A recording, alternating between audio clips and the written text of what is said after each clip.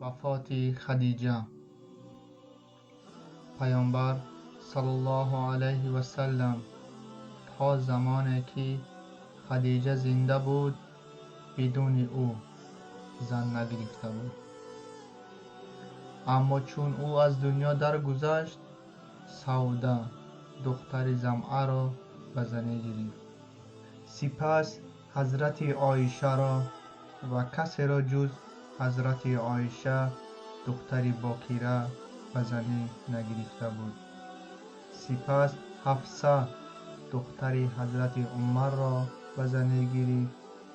بعد از او زینب دختر خزیمه را به زنی گرفت و بعد از او سلمه را به زنی گرفت.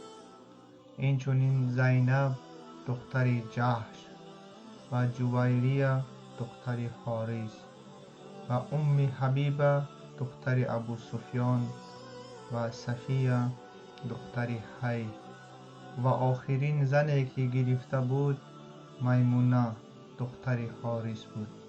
السلام علیکم و رحمت الله و برکاته.